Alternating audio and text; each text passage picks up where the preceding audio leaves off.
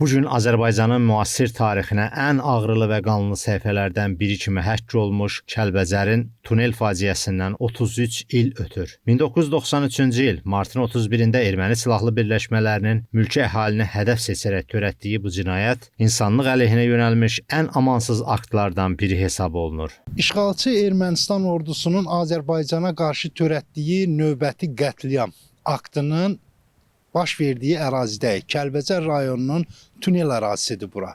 Məhz 1993-cü il 31 mart tarixində Kəlbəcər ətrafında bütün yolları bağlayan erməni quldur dəstələri dinc şəkildə həyatlarını, canlarını qurtarmaq istəyən Kəlbəcər sakinlərini məhz bu yolların üzərində güllə baran edərək qətlə yetirir.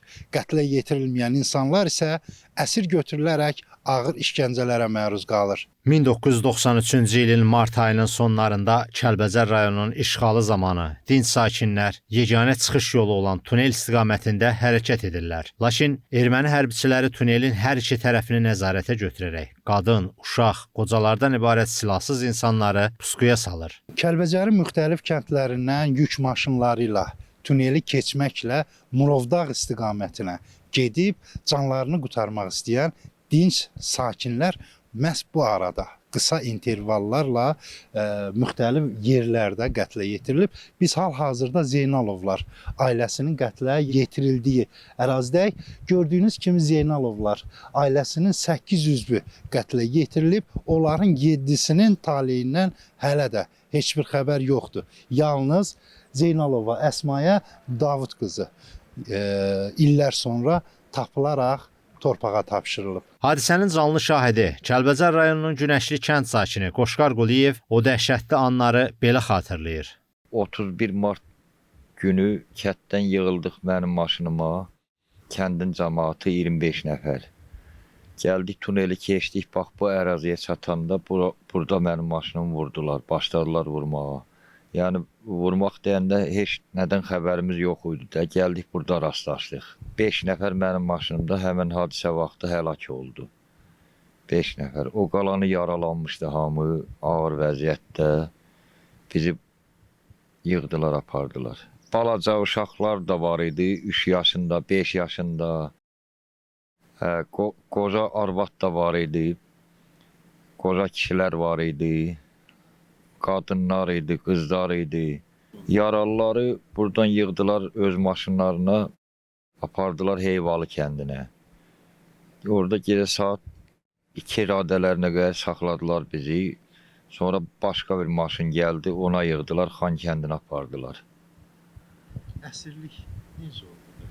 Əsirliyimiz Xan kəndində 2 ay mən qaldım.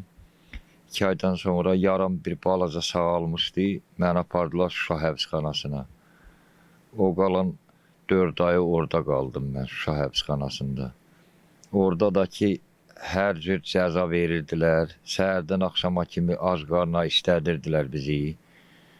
Ağır işlərdə işlədirdilər, nə bilim.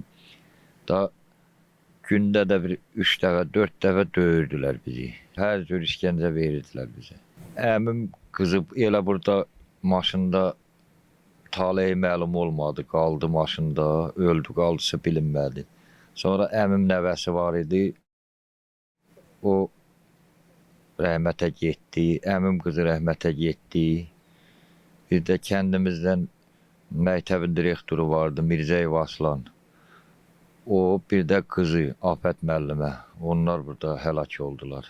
Faciə zamanı göstərilən fədakarlıqlar və itkilər erməni vəhşiliyinin miqyasını göstərir. Şahidlərin bildirdiyinə görə 12 yaşlı Ramin Hüseynov atəş altından qaçaraq özünü çaya atmış və çay boyu geri qayıdaraq digər maşınların pusquya düşməsinin qarşısını almışdı. Digər hadisə şahidi Bəxtiyar Quliyev isə ailəlikcə yaşadıkları faciəni və bacısının hələ də davam edən naməlum taleyini ürək ağrısı ilə qeyd edir. Dinc əhaliyə qarşı törədilən qətliam aktı təkcə atıcı silahlarla həyata keçirilmir. Məhz bu ərazidə yolu bağlayan düşmənin ağır, zirehli texnikaları da dinc əhaliyə, günahsız insanlara, qoca, uşaq, qadın demədən atəş açır. Həlak olan, faciə nəticəsində həlak olanlar həlak olur, həlak olmayanlar isə yaralı şəkildə girov götürülür və amansız işgəncələrə məruz qoyulur. Həmin hadisənin, həmin günün şahidlərindən biri ilə həmsöhbətik Bəxtiyar Quliyevlə. Bəxtiyar bəy, necə xatırlayırsınız, nələr baş verdi? Həmin gün 31 mart 1993-cü il bizim də ailənin tarixinə qara hərflərlə yazılmış bir gün oldu. Həmin gün səhər saat 9 radələrində məcburən kəndimizdən çıxmaq məqsədi ilə bu yoldan istifadə elədik. Tuneldən bura təxminən bir 400 metr məsafədə gəlmişdik. Bax bu hissədə ermənilər bizi güllə boran elədilər. Əsasən bax oradan atırdılar qarşı tərəfdən. Bir də o tərəfdən onların zirehli texnikası da vardı. O tərəfdə yolu kəsmişdilər. Bizi burada güllə boran elədilər. Nəticədə mən də içində olmağım, ailə üzvlərimin hamısı yaralandı. Qardaşım İslam ağır yaralı idi. Bacımdan 11 yaşında heç bir məlumatımız yoxdur. Bizi buradan götürdülər. Digər yaralılarla birlikdə bax həmin bu hissədən mindirdilər maşın apardılar Heyval istiqamətinə. Orada bizi yığdılar ermənilərin zirzəmisinə, hamımız yaralı halda. Amma bacım Şahnazdan 11 yaşında, hələ də məlumatımız yoxdur. Maşında qalıb, bilmədik ölüb ya qalıb. Amma qardaşım İslam Heyvalıya qədər sağ getdi. Ağır yaralı idi, orada rəhmətə getdi.